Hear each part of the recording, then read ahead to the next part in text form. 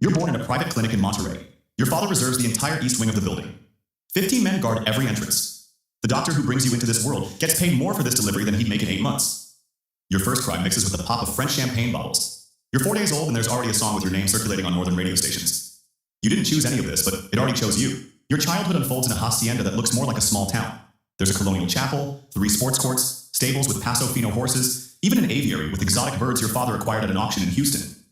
You have everything a kid could dream of, except one thing, the possibility of being normal. You don't attend regular schools. Teachers come to you, traveling to the family property.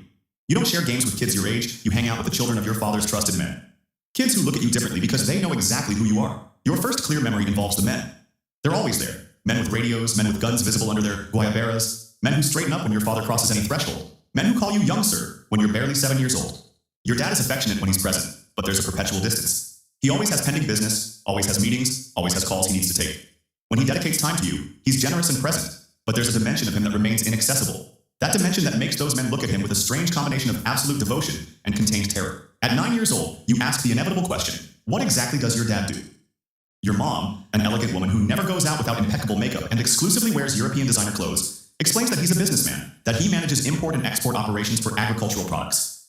You want to believe her because you need to believe her, but you've already witnessed certain things. You've seen men arrive with suitcases they inspect in closed rooms. You've heard conversations in code that you don't understand, but you sense you should never repeat. Your education is a study in contradictions. On one hand, your father obsessively insists on your academic training. You have to be smarter than me, he constantly repeats. I learned by crashing against reality. You'll learn from books. You have access to exceptional instructors. You master English from an early age. You study advanced mathematics, world history, economics. On the other hand, you also absorb lessons that no book contains. You learn that total trust in anyone is dangerous naivety. You learn that power isn't requested, it's exercised. You learn that loyalty has a price and betrayal has consequences. At 13, your father takes you to your first serious meeting. It happens at one of his mountain ranches. You arrive by helicopter. 40 men are waiting. Everyone stands up when the aircraft descends. Your father formally introduces you. This is my son. Eventually he'll occupy the place I hold today. Respect him as you respect me. The men nod in silence. You barely comprehend the magnitude of what's happening, but you feel the gravitational weight of all those stares. In that instant, you stop being simply a child. You become the son. You meet the accountant around the same time. He's a man in his mid-40s, thin, with perpetual anxiety in his eyes, wearing designer glasses and never separating from his laptop. Your father treats him with particular respect. It's not the respect he shows the commanders. It's something different, almost reverential. This man is worth more than 30 gunmen, he explains afterward.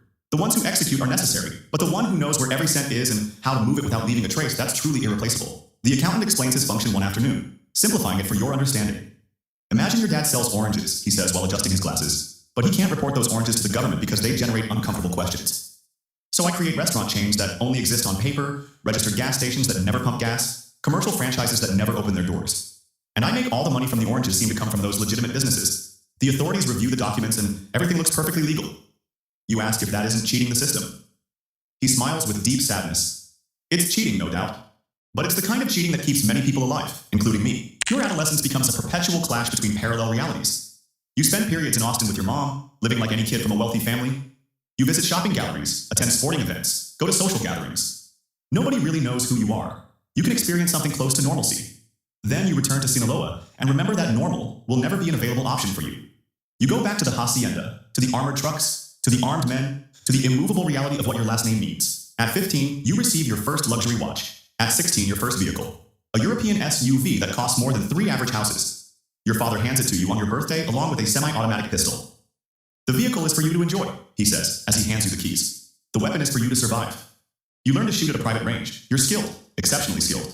But every time you hold the weapon, you think about its real purpose. It's not for sport competitions. You begin to understand the business for real. Your father no longer hides anything. He explains the complete organizational structure. At the top is him, the ultimate authority. Below operate the lieutenants who control specific territories. Each territory has operational cells that move product. But the real power, what sustains the entire structure, resides in 3 critical positions: the security chief, the routes coordinator, and the accountant. Without the first, you can't protect your operation. Without the second, you can't transport merchandise. Without the third, money lacks utility because you can't legitimize it. You observe up close how the financial machinery works. The accountant now leads a team. 6 people work in a discreet office in Mexico City. They look like regular employees of an accounting firm, and technically they are. But their real job consists of transforming millions in cash into legitimate assets. They acquire hotel businesses, fuel franchises, restaurant chains. They create export and import companies. They move money through 20 different jurisdictions before it returns to the country. It's It's a financial choreography so complex that even tax authorities lose track. Your father teaches you about the balance between respect and fear. You earn respect by being fair and generous. You earn fear by being relentless when the situation requires it. You need both in exact proportion. Only respect and they perceive you as weak. Only fear and they betray you as soon as they detect an opportunity. At 19, your father sends you to study business administration at a private university in Guadalajara. It's your official identity. Officially, you're a regular student from a prosperous family. You have classmates, attend social events, you even have a girlfriend who believes your family is in agricultural commerce. But there are always 2 discreet bodyguards 50 meters away. Your truck is armored, though it doesn't look it. You constantly change routes. You never stay at the same address for more than 2 weeks. You learn that being the son is living in a constant paradox. You have unlimited access to financial resources, but you can't enjoy them freely. You're respected and feared, but you can't cultivate genuine friendships. You have influence, but not autonomy. You can acquire anything material except anonymity. You can travel to any destination except the only place you really want, an ordinary life. Your father begins to include you in important negotiations. You meet the South American partners, elegant and educated, who discuss tons as if talking about stock market shares. You meet the North American distributors, pragmatic and nervous, who only require their merchandise on time and without complications. You watch the accountant present financial reports in digital presentations, exactly like a legitimate corporate meeting.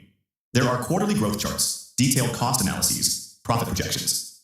The only difference is that the product in question is illegal, and the losses aren't measured in money but in human lives. You start actively participating in the financial aspect. The accountant instructs you in the fundamentals of money laundering. He explains shell companies, smurfing operations, fictitious loans between offshore corporations. Your father moves product, he tells you, but I transform the money that product generates into something usable. And honestly, moving money is significantly more complex than moving merchandise. You hide merchandise in secret compartments. Money has to look completely legitimate to governments that have increasingly sophisticated detection systems. At 22, you've already witnessed too much. You've been present in meetings where human destinies were decided. You've seen the consequences of betrayals. You haven't executed directly, but your decisions have had lethal repercussions. You start drinking to fall asleep. First beer, then high-end whiskey. Your father notices immediately. Be careful with that, he warns you. In this business, you can't have exposed vulnerabilities. Alcohol is a weakness others can exploit strategically. The accountant shows you numbers that deeply impact you. The organization generates approximately $2.5 billion annually in gross revenue. After deducting production costs, transportation, institutional bribes, and security, about $700 million remain in net profits.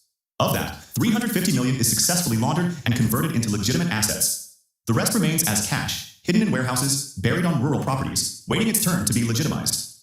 The problem isn't generating money, the accountant explains while reviewing spreadsheets. The problem is what to do with it. We have so much cash that it literally deteriorates in some warehouses from humidity. We lose millions from physical decomposition of paper currency. It sounds absurd, but it's completely real. That's why we need to constantly launder. Cash that can't be used is dead money. Your life is completely surreal. You're 24. Officially, you're a young businessman in the real estate sector. You have corporate offices, formal employees, legitimate projects that build real buildings. But the reality is that those businesses are simply components of the laundering system the accountant meticulously designed. You build residential developments using capital of illicit origin. You sell them to legitimate buyers at market prices. The money you receive is already completely clean. It's a perfect cycle. But behind the professional facade is your true existence. Clandestine meetings, decisions that impact thousands of lives, delicate alliances with other organizations, silent conflicts over territories. You're like the CEO of a multinational corporation, except your corporation traffics prohibited substances and your competitors don't sue you legally. They simply eliminate you. You start questioning everything. Late at night, alone in your luxury apartment in Santa Fe, you wonder who you'd be if you'd been born into another family. If your father were an architect, university professor, ordinary merchant, you wonder if you have any option to leave, even if you really wanted to. The answer is obvious. No. You were born into this, and you'll die in this. Your last name is simultaneously your identity, your power, and your perpetual prison. The accountant shares your existential despair. One night, after too many glasses of cognac, he confesses, "You know what's most painful? That I'm genuinely brilliant. I could have been CFO of a multinational corporation. I could have taught at the world's best universities. Instead, I use my talent to help introduce illegal substances into the neighboring country. And I can't even quit because I know too much. I'm trapped." You watch your father age prematurely. He's 53 but looks 65. Chronic stress, constant paranoia, permanent threats. He's survived 5 assassination attempts. He's seen almost all his childhood friends die. He's still extremely powerful, but the cost of power is etched in the deep wrinkles of his face and in the way he inspects every space before entering. You realize this is your inevitable future. Maybe you'll have 10, 15, 20 more years of influence and power. Then, if you have extraordinary luck, you retire before they eliminate you. If you don't have luck, you end up executed or in a maximum security prison in another country. There are no happy endings in this business. There are only less terrible endings, and the least terrible ending is living long enough to see your own son eventually enter the business, perpetuating the endless cycle. You're the boss's son. You were born in a palace that's simultaneously a prison. You have absolutely everything except genuine freedom. You're feared and respected, but never truly known. You constantly live surrounded by people, but completely alone in essence. And every day you survive is simply another day in a sentence that began exactly the day you were born, and will inevitably end the day you die. This is your immovable truth. You're heir to an empire built on human suffering. You're a prisoner of a last name worth millions, but that costs absolutely everything. And the darkest part is that you don't even know for certain if you want to escape anymore, because this is literally all you know. This is your world. And in this deeply twisted world, you're prince of a kingdom nobody in their right mind would want to inherit.